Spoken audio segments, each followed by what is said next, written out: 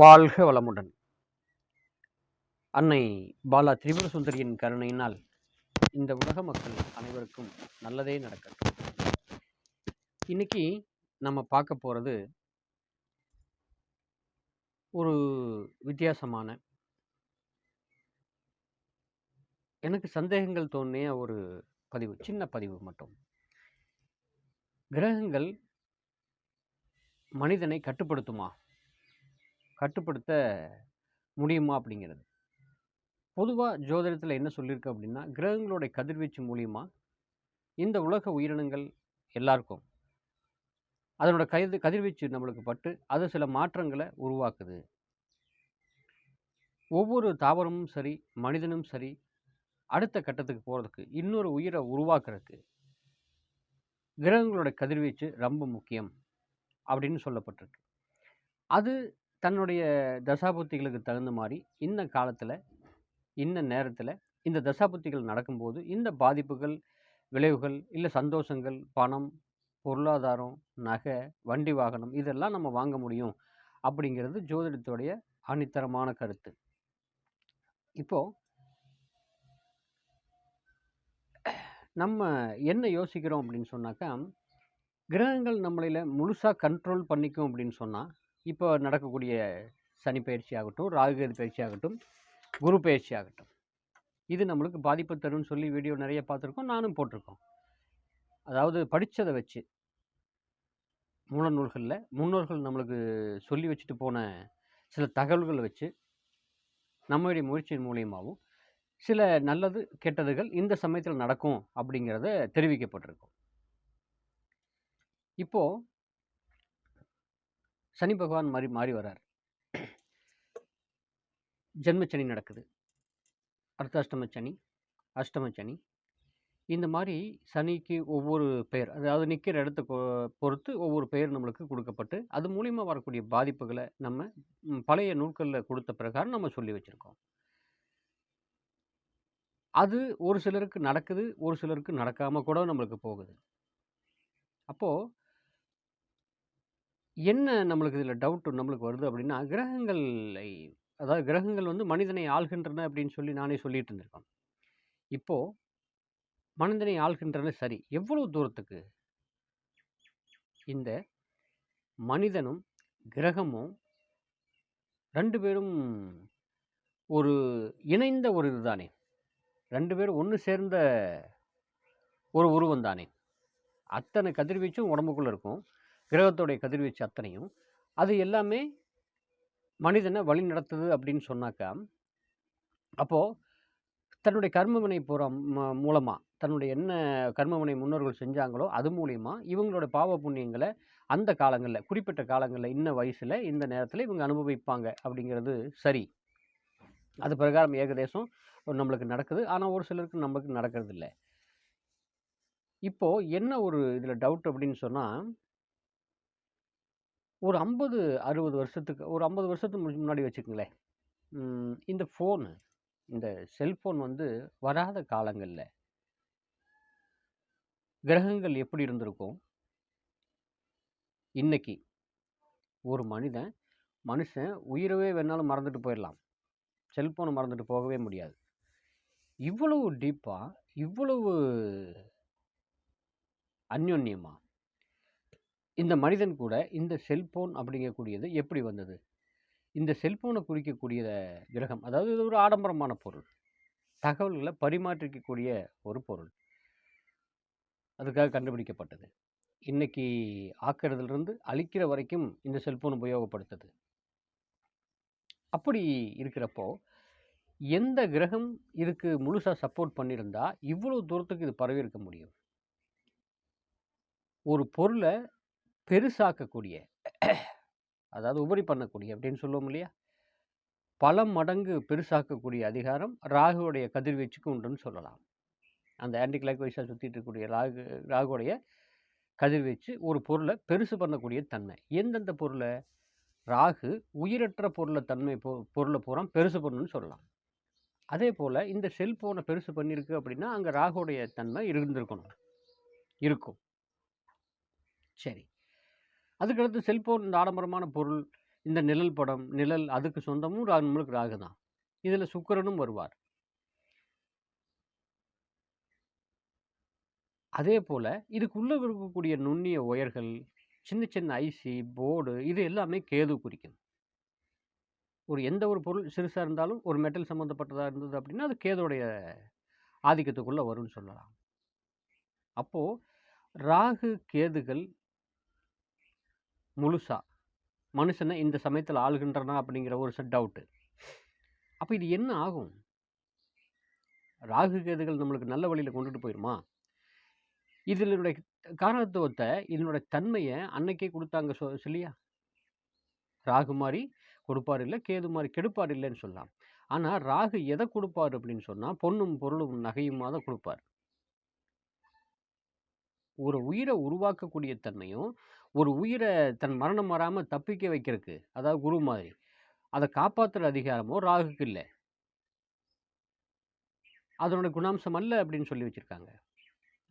ஆனால் இப்போ ராகுடைய தாக்கம் இந்த உலகத்தில், பூமியில் அதிகமாயிருக்கோ அப்படிங்கிறது ஒரு டவுட். ஏன் அந்த டவுட் நம்மளுக்கு வந்தது அப்படின்னாக்கா, ஒரு இது எப்படி டவுட் வந்தது அப்படின்னாக்கா, ஒரு விசேஷத்துக்கு போயிருந்தோம்.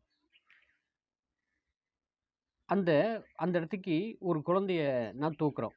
ரிலேஷனுடைய குழந்தை நம்ம தூக்குறோம்.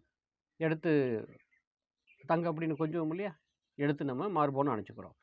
அந்த குழந்தை அதிகபட்சம் ஒரு வயசு இருக்கலாம், இன்னும் 1.5 இருக்கலாம்னு நினைக்கிறேன்.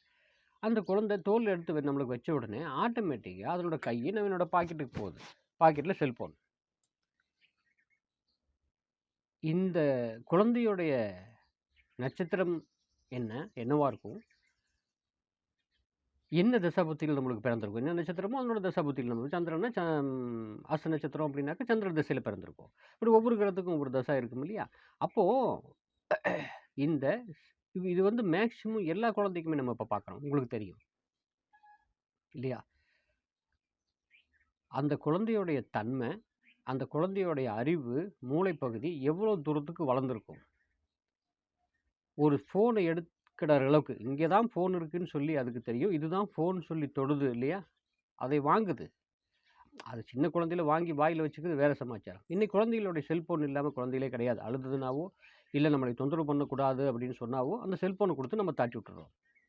அது போய் ஒரு பக்கம் மூலையில் உட்காந்து எவ்வளோ தூரத்துக்கு முடியுமோ அவ்வளோ தூரத்துக்கு கண் பார்வையை கெடுத்துட்டு இருக்குது. நம்மளுக்கும் தெரியும். அப்போது என்ன இது நம்மளை நினைக்க சொல்லுது, என்ன யோசிக்க சொல்லுது அப்படின்னாக்கா, இந்த ராகு கேதுவும் முழு கண்ட்ரோலை இந்த உலகத்தை எடுத்துக்கிச்சா அப்படின்னு தான். அப்போ என்ன ஆகும்? ஒரு அழிவு பாதை நோக்கி தானே போகும். ஒரு கிளாக் வைஸாக சுற்றிட்டு இருக்கக்கூடிய ஒரு பொருளை ஆன்டி கிளாக் வைஸாக சுற்றக்கூடிய பொருள் கிட்ட நெருங்கும் போது அதனுடைய ஒரிஜினல் தன்மை மாறும்.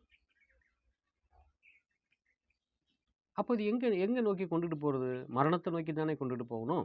ஏன்னா ராகுடைய குணாம்சம் அதுதானே.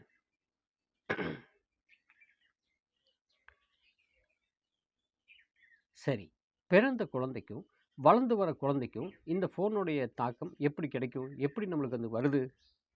அதுக்கு உண்டான அந்த பழக்க வழக்கத்தை யார் கற்றுக் கொடுத்துருப்பா அப்போவே அப்படின்னு சொன்னால், கருவில் இருக்கும்போதே கற்றுக்கும் இல்லையா? அம்மா செல்ஃபோன் பார்க்குறாங்க, குழந்தை வயிற்றுக்குள்ளே இருக்கும்போது பார்த்துட்டு இருக்கும்போது அந்த குணாம்சத்தை நம்மளுக்கு வாங்கும் இல்லையா?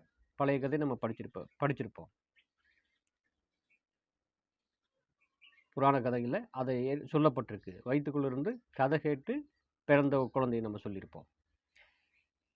அதே போல் இதே குழந்தை இந்த செல்ஃபோனை வச்சுக்கிட்டு பார்க்குறதும், செல்ஃபோனை நம்மளுடைய கவனத்தை முழுசாக அதுக்குள்ளே நம்மளுக்கு செலுத்துறதும் அந்த குழந்தை உள்வாங்கித்தான் பிறந்த மாத்திரத்தில் அது வெளிப்படுது அப்படின்னு சொல்லலாம். சரி, வெளிப்பட்ட அந்த தன்மை காலத்துக்கு நீடிக்கும் இல்லையா? அது அங்கேயே பதிவாகும்ல, ரெக்கார்ட் பண்ணி தானே அனுப்புகிறாங்க. இதுதான் ஃபோன், இப்படித்தான் இருக்கும். அப்போது ஃபோனில் இன்றைக்கி சின்ன குழந்தைங்க பண்ணாத வேலையே கிடையாது. நம்மளுக்கு தெரியாத ஒரு சமாச்சாரம் குழந்தைங்க ஈஸியாக பண்ணி முடிச்சுட்டு போயிடுறாங்க. உள்ளே போய் எல்லாத்தையும் வெளியே கொண்டுட்டு வந்துடுறாங்க. உள்ளே என்ன இருக்குதுன்னு பார்த்துடுறாங்க. அப்போது இதனோட தன்மை எங்கேருந்து வந்திருக்கும்? ஆதியிலிருந்து வந்திருக்கும். ஆதி எங்கே? கர்ப்பப்பை. கரு உருவாகிற நேரம். 2 பேருமே ஆண், பெண் இருபாலரும் அதே குணாம்சத்தோட இருக்கிறதுனால, அதே குணாம்சத்தோட ஒரு குழந்தை பிறக்குது. அந்த அந்த குழந்தை அந்த ஃபோனை வந்து எங்க இருந்தாலும் கண்டுபிடிச்சிருது. சரி, இது நல்லதா? அப்படின்னா, சரியில்ல தான். சரி, இதுக்கும் நம்மளுடைய நவகிரகங்களான 9 பேர்த்துக்கும் என்ன சம்மந்தம்? இதில பார்த்தீங்களா, சம்மந்தமே எங்கேயும் காணோம். சரி, சம்மந்தம் இல்ல அப்படின்னாக்கா, ஒரு கட்டத்தில நம்ம பார்த்த வகையில, இது கலிகாலம். மனுஷன் கட்டாயம் ஒரு அழிவு நோக்கித்தான் இவன் போவான். அதுதான் நிதர்சனமான உண்மை. தன்னைத்தானே அழிச்சுக்கக்கூடிய அதிகாரத்தை இவனே உருவாக்குவான். அது மூலியமா இவனே அழிஞ்சு போவான் அப்படிங்கிறது சாத்தியப்பட்டுக்கிட்டே வருது இல்லையா இப்போ? இது வந்து நாளைக்கு நாளான்னைக்கு சொல்லவில்லை. இது இப்படியே கன்டின்யூ ஆயி போனா? இப்படியே போனா? ஒரு குழந்தைக்கு கூட இன்னைக்கு கண் கண்ணாடி இல்லாம இல்ல. டீச்சர் வந்து போர்ட்ல எழுதுறது தெரிய மாட்டேங்குது. உடனே கூட்டிட்டு போய் கண் கண்ணாடி போட்டுக்கிறோம். அது பாதிப்பு தானே! கண் பகுதி பாதிக்குது அப்படின்னா என்ன? உடல் உறுப்புகள்ல ஒரு சிறு பகுதி இயற்கைக்கு மீறி நமக்கு பாதிச்சது அப்படின்னாக்கா, உடல் உறுப்புகள் பாதிச்சிருச்சு அப்படின்னு சொன்னாவே, அந்த உடம்பு டேமேஜ்ன்னு தான் அர்த்தம். அது நரம்பா இருக்கலாம், எலும்பா இருக்கலாம், எது வேணாலும் இருக்கட்டும். மூளைப்பகுதியா இருக்கலாம். 5 வயசுல கொண்டுட்டு போய் அன்னைக்கு ஸ்கூல்ல சேர்த்துனாங்க. ஒண்ணுமே தெரியாது. நெறைய மண்ணுக்குள்ள விளையாட விட்டாங்க குழந்தைய. ஒரு நோயும் இல்ல. குழந்தை நல்லா ஆடி, பாடி, ஓடி சாயந்தரம் வந்து போய் வீதியில போய் அம்மா புடிச்சுக்கிட்டு வரும். கொண்டுட்டு வந்து வீட்டுக்குள்ள படுக்க வச்சா, அது பாட்டுக்கு அசந்து தூங்கும். அழுக்கு துணியோ, எந்த துணியோ நல்லா தூங்கும். இன்னைக்கு உள்ளுக்குள்ளேயே வச்சிருக்கோம். என்ன ஒரு சிம்ப்டம்ஸ் இருந்தாலும் மருந்து, மாத்திரை உட்கொள்றோம். அப்ப அது உடல் உறுப்புகள பாதிக்கும் இல்லையா? அப்போ அன்னைக்கு சொன்ன ஒரு சமாச்சாரமும், எது?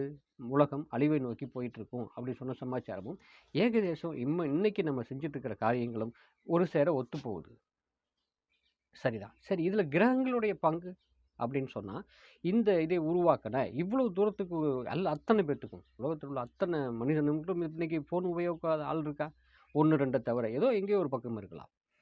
அப்போ இந்த கிரகத்துடைய பங்கு எங்கேயோ மாறுது. அப்போ மத்த கிரகங்கள விலக்கிட்டு, இந்த 2 கிரகம் மட்டுமே தன்னுடைய முழு அதிகாரத்த இந்த பூமியில எடுத்துக்கிச்சு அப்படின்னு ஒரு வேளை நினைக்க தோணுது இல்லையா? இன்னைக்கு வரக்கூடிய பூகம்பம். நேத்தைக்கு பார்த்ததுல ஒரு புவியியல் வல்லுநர் சொல்லியிருக்கிறார். பூமியோட அடித்தட்டு கீழ மோதப்போகுது. பூகம்பமும் நம்மளுடைய நாட்டுக்கும் நம்மளுக்கு வரப்போகுது. அப்படின்னு சொல்லி ஒரு இதுல படிச்சோம். அப்போ அது சரிதானே! ஏதோ ஒரு வகையில ஒரு அழிவ நாம அத நோக்கி போயிட்டு இருக்கிறது நம்மளுக்கு தெரியுது இல்லையா? அப்போ கிரகத்தையும் மீறி மத்த கிரகங்கள் எந்த கிரகமும் சப்போர்ட் பண்ணாம, ராகு, கேது மட்டுமே நம்மளுக்கு ஆக்டிவேட்டா வேலை செஞ்சுட்டு இருக்குது அப்படிங்கிற ஒரு எண்ணம் நம்மளுக்கு உண்டாகுது இல்லையா? சரி. இது கொஞ்சம் நம்ம கிளியர் பண்ணிக்கணும் இதைய. நம்ம நம்ம வயசாயிருச்சு. இனிமே பெரிய காலம் இல்ல. ஆனா வரக்கூடிய காலங்கள், ஏதோ ஒரு வகையில இத நம்ம கொஞ்சம் நிப்பாட்டி, அதனுடைய வளர்ச்சிய, அதனுடைய ஆயுள தீர்க்காயுளா தக்க வச்சுக்கிறதுக்கு உண்டான அதிகாரம் யார்கிட்ட இருக்குது அப்படின்னா, இன்னைக்கு இருக்கக்கூடிய இளம் தலைமுறையினர் அப்படின்னு சொல்லக்கூடிய ஆண், பெண் இருபாலருக்கும். ஒரு கரு உருவாகுறதுக்கு முன்னாடி இப்படித்தான் இருக்கணும், இப்படித்தான் நம்ம இருக்கணும் அப்படின்னு சொல்லி ஒரு வரைமுறையை ஏற்படுத்திக்கிட்டு, நம்ம குழந்தை இப்படித்தான் இருக்கணும் அப்படின்னு சொல்லி ஒரு வரைமுறையை ஏற்படுத்திக்கிட்டு நம்ம கொண்டுட்டு போனோம் அப்படின்னா, பின்னாடி வரக்கூடிய சந்தைகள் கொஞ்சம் ஓரளவுக்கு நம்மளுக்கு சேஃப்டியா இருக்கும் அப்படிங்கிறது என்னுடைய தாழ்மையான கருத்து. வாழ்க வளமுடன். இன்னொன்னு, சரி, இத மாத்திக்கிறதுக்கு உண்டான அதிகாரம் ஏதாவது இருக்கா? உடனே நம்ம ஒரு தப்பு நடக்குது அப்படின்னு சொன்னா பரிகாரம் கேட்போம் இல்லையா? என்ன விதமான பரிகாரம் இருக்கும்? என்னைக்கு மனம் ஒரு நிலையில இல்லாம, ஒரு புறப்பொருள தேடி நம்மளுக்கு போய் அது மூலியமா ஒரு பாவங்கள, தண்டனைகள நம்ம அனுபவிக்கிறதுக்கு ரெடி ஆயிட்டோமோ, அன்னைக்கே வெளியிலிருந்து பரிகாரம் கிடைக்கிறதுக்கு வாய்ப்பில்ல. அந்த மனம் தான் பரிகாரம். சரி, அதுக்குண்டான பரிகாரம் என்ன அப்படிங்கிறத பார்ப்போம். பூஜை முறையிலயோ, மந்திர உச்சாரணங்களையோ இது சரி பண்ண முடியாது. நம்ம மனச வச்சு நாமளே இத வந்து கண்ட்ரோல் பண்ணி கொண்டுட்டு போனால் ஒழிய, இதுக்கு வேற பரிகாரம் என்னை பொறுத்தவரைக்கும் இருக்காது அப்படின்னே தோணுது. சரி, மீண்டும் ஒரு நல்ல அடுத்த பதிவில் மீண்டும் சந்திப்போம். வாழ்க வளமுடன்.